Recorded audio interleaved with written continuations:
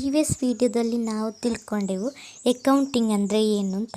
Accounting is the process of identifying, measuring, recording and communicating the required information relating to the economic event of an organisation to the interested user of such information. So accounting ಅಂದರೆ identify ಮಾಡಿ, measure ಮಾಡಿ, ನಂತರ record ಮಾಡಿ ಯೂಸರ್ಗಳೊಂದಿಗೆ communicate ಮಾಡುವ process. ಅಂದರೆ ಇನ್ಫಾರ್ಮೇಷನನ್ನು ಯೂಸರ್ಗಳೊಂದಿಗೆ ಕಮ್ಯುನಿಕೇಟ್ ಮಾಡೋ ಪ್ರೊಸೆಸ್. ಸೊ ಈ ಮೀನಿಂಗಲ್ಲಿ ಕೆಲವು ಪಾಯಿಂಟ್ಗಳನ್ನು ನಾವು ಐಡೆಂಟಿಫೈ ಮಾಡ್ಬೋದು. ಫಸ್ಟ್ ಒನ್ ಇಕನಾಮಿಕ್ ಇವೆಂಟ್, ನಂತರ identifying, measuring, recording and communicating organisation users. So ಈ ಪಾಯಿಂಟ್ಗಳನ್ನು ಒನ್ ಬೈ ಒನ್ ತಿಳ್ಕೊಳ್ಳುವ. First one economic event. So ಈ ವಿಡಿಯೋದಲ್ಲಿ ಇಕನಾಮಿಕ್ ಇವೆಂಟ್ ಅಂದರೆ ಏನು ಅಂಥೇಳಿ ಇದರಲ್ಲಿ ಕಂಪ್ಲೀಟಾಗಿ ತಿಳ್ಕೊಳ್ಳು. What is economic event? An economic event is known as happening of consequence to a business organization which consist of transaction and which are measurable in monetary term.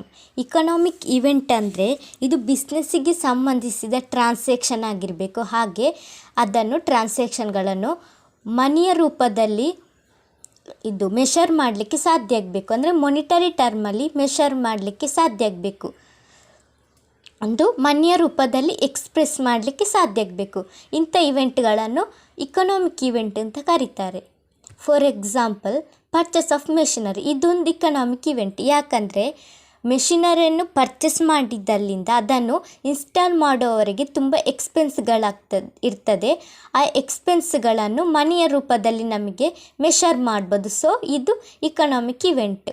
ಈಗ ಇದು ಮೀನಿಂಗಲ್ಲಿ ಕೊಟ್ಟಿದ್ದಾರೆ, happening consequence to a business organisation ಅಂತ. ಅಂದರೆ for example ಅಂದರೆ ಬಿಸ್ನೆಸ್ಸಿಗೆ ಸಂಬಂಧಿಸಿದ transaction ಆಗಿರಬೇಕು. ಒಬ್ಬ ಬಿಸ್ನೆಸ್ ಮ್ಯಾನ್ ಇರ್ತಾನೆ, ಅವ ಎರಡು ಪರ್ಪಸ್ಸಿಗೋಸ್ಕರ ಮನಿಯನ್ನು ಸ್ಪೆಂಡ್ ಮಾಡ್ತಾನೆ. ಫಸ್ಟ್ ಅವನು ಹೌಸ್ ಹೋಲ್ಡ್ ಪರ್ಪಸ್ಸಿಗೆ ಇಲೆಕ್ಟ್ರಿಸಿಟಿ ಬಿಲ್ ಪೇ ಮಾಡ್ತಾನೆ, ಇನ್ನೊಂದು ಬಿಸ್ನೆಸ್ಸಿಗೆ ಮೆಷಿನರಿಯನ್ನು ಪರ್ಚೇಸ್ ಮಾಡ್ತಾನೆ. ಇದರಲ್ಲಿ ಇಕನಾಮಿಕ್ ಇವೆಂಟ್ ಯಾವುದಂದರೆ ಫಸ್ಟ್ ಒನ್, ಅವನು ಬಿಸ್ನೆಸ್ಸಿಗೋಸ್ಕರ ಏನನ್ನು ಸ್ಪೆಂಡ್ ಮಾಡ್ತಾನೆ ಅದು ಇಕನಾಮಿಕ್ ಇವೆಂಟ್. ಯಾಕಂದರೆ ಇಲ್ಲಿ ಮೆಷಿನರಿ ಪರ್ಚೇಸ್ ಮಾಡಿದವ ಬಿಸ್ನೆಸ್ಸಿಗೋಸ್ಕರ. ಸೊ ಇಕನಾಮಿಕ್ ಇವೆಂಟ್ ಅಂದರೆ ಇಲ್ಲಿ ಅವನ ಹೌಸಿಗೆ, ಅವನ ಮನೆಗೋಸ್ಕರ ಏನನ್ನು ಖರ್ಚು ಮಾಡ್ತಾನೆ ಅಥವಾ ಏನನ್ನು ಇದು ಟ್ರಾನ್ಸಾಕ್ಷನ್ ಮಾಡ್ತಾನೆ ಅದನ್ನು ಕನ್ಸಿಡರ್ ಮಾಡಲಿಕ್ಕಿಲ್ಲ. ಇಲ್ಲಿ ಓನ್ಲಿ ಕನ್ಸಿಡರ್ ಮಾಡೋದು ಬಿಸ್ನೆಸ್ಸಿಗೋಸ್ಕರ ಅವ ಏನನ್ನೆಲ್ಲ ಇದು ಟ್ರಾನ್ಸಾಕ್ಷನ್ ನಡೀತಾನೆ ಅದನ್ನು ಮಾತ್ರ ಕನ್ಸಿಡರ್ ಮಾಡೋದು. ಅಂದರೆ ಬಿಸ್ನೆಸ್ಸಿಗೋಸ್ಕರ ಯಾವೆಲ್ಲ ಟ್ರಾನ್ಸಾಕ್ಷನ್ ನಡೀತದೆ ಅದನ್ನು ಮಾತ್ರ ಕನ್ಸಿಡರ್ ಮಾಡಬೇಕು. ಅದನ್ನು ಇಕನಾಮಿಕ್ ಇವೆಂಟ್ ಅಂತ ಹೇಳ್ತಾರೆ. ಇನ್ನೊಂದು ಈ ಮೀನಿಂಗಲ್ಲಿ ಕೊಟ್ಟಿದ್ದಾರೆ, ಮೆಷರೇಬಲ್ ಇನ್ ಮೊನಿಟರಿ ಟರ್ಮ್. ಮೊನಿಟರಿ ಟರ್ಮಲ್ಲಿ ನಮಗೆ ಮೆಷರ್ ಮಾಡಲಿಕ್ಕೆ ಸಾಧ್ಯ ಆಗಬೇಕು. ಅಂದರೆ ಮನಿಯ ರೂಪದಲ್ಲಿ ಮೆಷರ್ ಮಾಡಲಿಕ್ಕೆ ಸಾಧ್ಯ ಆಗಬೇಕು. ಅಂದರೆ ಈಗ ಒಂದು ಎಕ್ಸಾಂಪಲ್ ಇದೆ, ಸೋಲ್ಡ್ ಫುಟ್ವೇರ್ ₹1,000 ಅಂತ. Second example, A shop took chair from near by shop for 2 hours, they returned after 2 hours. ಈಗ ಆ ಮೀನಿಂಗಲ್ಲಿ ಹೇಳಿದೆ ಮನಿಯ ರೂಪದಲ್ಲಿ ಮೆಷರ್ ಮಾಡಲಿಕ್ಕೆ ಸಾಧ್ಯ ಆಗಬೇಕು ಅಂತ. ಸೊ ಇದರಲ್ಲಿ ಯಾವುದು ಇಕನಾಮಿಕ್ ಇವೆಂಟ್ ಅಂತ ಹೇಳ್ಬೋದು. So first one economic event. ಯಾಕಂದರೆ ಇದನ್ನು ನಮಗೆ ಮನಿಯ ರೂಪದಲ್ಲಿ ಮೆಷರ್ ಮಾಡಲಿಕ್ಕೆ ಸಾಧ್ಯ ಇದೆ, ಮನಿಯ ರೂಪದಲ್ಲಿ ಎಕ್ಸ್ಪ್ರೆಸ್ ಮಾಡ್ಬೋದು. ಯಾಕಂದರೆ 1,000 ಅಂತ ಹೇಳಿ ಕೊಟ್ಟಿದ್ದಾರೆ, 1,000ಗೆ ಫುಟ್ವೇರನ್ನು ಸೇಲ್ ಮಾಡ್ಯಾರೆ. ಸೊ ಇದರಲ್ಲಿ ನಾವು ಮೆಷರ್ ಮಾಡ್ಬೋದು, ಇದು ಹಣದ ರೂಪದಲ್ಲಿದೆ. ಸೊ ಸೆಕೆಂಡ್ ಒನ್, ಚೇರನ್ನು ಒಂದು ಶಾಪ್ ತೆಗೊಳ್ತದೆ 2 ಅವರಿಗೋಸ್ಕರ, ಪುನಃ ಅದನ್ನು 2 ಅವರ್ ಆದ ಮೇಲೆ ರಿಟರ್ನ್ ಮಾಡ್ತದೆ. ಇದನ್ನು ಇಕನಾಮಿಕ್ ಇವೆಂಟ್ ಅಂತ ಹೇಳಲಿಕ್ಕೆ ಸಾಧ್ಯ ಇಲ್ಲ. ಯಾಕಂದರೆ ಇಲ್ಲಿ ಯಾವುದೇ ಟ್ರಾನ್ಸಾಕ್ಷನ್ ಆಗಲಿಲ್ಲ, ಇವರು ಕ್ಯಾಶ್ ಕೊಟ್ಟು ಪರ್ಚೇಸ್ ಮಾಡಿದ್ದಲ್ಲ ಚೇರನ್ನು, 2 ಅವರಿಗೋಸ್ಕರ ತೆಕ್ಕೊಂಡದ್ದು ಮತ್ತೆ ಪುನಃ ರಿಟರ್ನ್ ಮಾಡ್ತಾರೆ. ಇಲ್ಲಿ ಯಾವುದೇ ಟ್ರಾನ್ಸಾಕ್ಷನ್ ಹಣದ ರೂಪದಲ್ಲಿ ನಡೀಲಿಲ್ಲ. ಸೊ ಇದನ್ನು ಇಕನಾಮಿಕ್ ಇವೆಂಟ್ ಅಂತ ಹೇಳಲಿಕ್ಕೆ ಆಗೋದಿಲ್ಲ. First one economic event. So economic event ಅಂದರೆ ಅದರಲ್ಲಿ ಬಿಸ್ನೆಸ್ಸಿಗೆ ಸಂಬಂಧಿಸಿದ ಟ್ರಾನ್ಸಾಕ್ಷನ್ಗಳಾಗಿರಬೇಕು. ಹಾಗೆ ಟ್ರಾನ್ಸಾಕ್ಷನ್ಗಳನ್ನು ಹಣದ ರೂಪದಲ್ಲಿ ಮೆಷರ್ ಮಾಡಲಿಕ್ಕೆ ಸಾಧ್ಯ ಆಗಬೇಕು. ಸೊ ಇಕನಾಮಿಕ್ ಇವೆಂಟನ್ನು 2 ಭಾಗಗಳಾಗಿ ಮಾಡ್ಯಾರೆ. 2 ಟೈಪ್ ಇದೆ ಅದರಲ್ಲಿ. ಒಂದು ಎಕ್ಸ್ಟರ್ನಲ್ ಇವೆಂಟ್, ಇನ್ನೊಂದು ಇಂಟರ್ನಲ್ ಇವೆಂಟ್. ಇದನ್ನು ಈಗ ಡೀಟೇಲ್ ಆಗಿ ನೋಡುವ. Internal event. An internal event is an economic event that occurs entirely between the internal wings of an enterprise.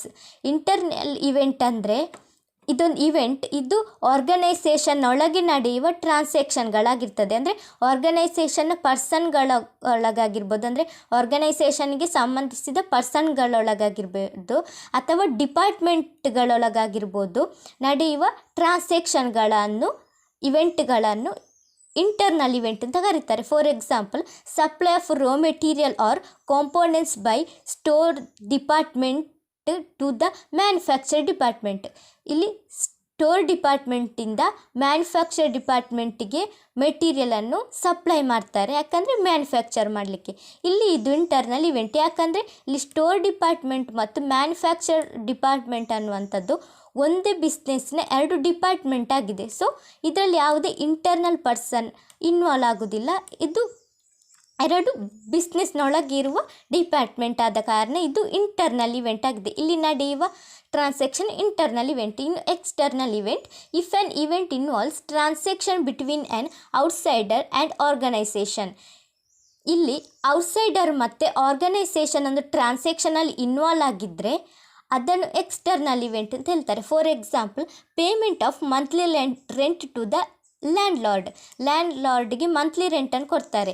ಇಲ್ಲಿ ಲ್ಯಾಂಡ್ಲಾರ್ಡರ್ ಇದು ಅವ ಬಿಸ್ನೆಸ್ಸಿಗೆ ಸಂಬಂಧಿಸಿದವಲ್ಲ, ಅಂದರೆ ಔಟ್ಸೈಡರ್ ಬಿಸ್ನೆಸ್ಸಿಗೆ ನೋಡುವಾಗ. ಸೊ ಅವನೊಂದಿಗೆ ಬಿಸ್ನೆಸ್ ಮತ್ತು ಅವನೊಂದಿಗೆ ನಡೆಯುವ ಟ್ರಾನ್ಸಾಕ್ಷನ್ಗಳನ್ನು ಎಕ್ಸ್ಟರ್ನಲ್ ಇವೆಂಟ್ ಅಂತ ಹೇಳ್ತಾರೆ. ಮತ್ತು ಫುಟ್ವೇರ್ ಸೋಲ್ಡ್ ಕಸ್ಟಮರ್ ಅಂದರೆ ಹಾಗೆ ಕಸ್ಟಮರ್ ಕೂಡ ಹಾಗೆ ಇವರು ಎಕ್ಸ್ಟರ್ನಲ್ ಪಾರ್ಟ್ ಆಗಿರ್ತಾರೆ ಬಿಸ್ನೆಸ್ಸಿಗೆ, ಅಂದರೆ ಔಟ್ಸೈಡರ್ ಇವರೊಂದಿಗೆ ನಡೆಯುವ ಟ್ರಾನ್ಸಾಕ್ಷನ್ ಕೂಡ ಎಕ್ಸ್ಟರ್ನಲ್ ಇವೆಂಟ್ ಆಗಿರ್ತದೆ. ಸೊ ಈ ವಿಡಿಯೋದಲ್ಲಿ ಏನು ತಿಳ್ಕೊಂಡದಂದರೆ ಇಕನಾಮಿಕ್ ಇವೆಂಟ್ ಅಂದರೆ ಇದು ಬಿಸ್ನೆಸ್ಸಿಗೆ ಸಂಬಂಧಿಸಿದ ಟ್ರಾನ್ಸಾಕ್ಷನ್ಗಳಾಗಿರಬೇಕು. ಹಾಗೆ ಟ್ರಾನ್ಸಾಕ್ಷನ್ಗಳನ್ನು ಮೊನಿಟರಿ ಟರ್ಮಲ್ಲಿ, ಹಣದ ರೂಪದಲ್ಲಿ ಮೆಷರ್ ಮಾಡಲಿಕ್ಕೆ ಸಾಧ್ಯ ಆಗಬೇಕು. ಇಕನಾಮಿಕ್ ಇವೆಂಟಲ್ಲಿ 2 ಪಾರ್ಟ್, ಒಂದು ಇಂಟರ್ನಲ್ ಇವೆಂಟ್ ಮತ್ತು ಎಕ್ಸ್ಟರ್ನಲ್ ಇವೆಂಟ್. ಈ ವಿಡಿಯೋ ಇಷ್ಟ ಆದರೆ ಶೇರ್ ಮಾಡಿ, ಸಬ್ಸ್ಕ್ರೈಬ್ ಮಾಡಿ, ಹಾಗೆ ಲೈಕ್ ಮಾಡಿ. Thank you.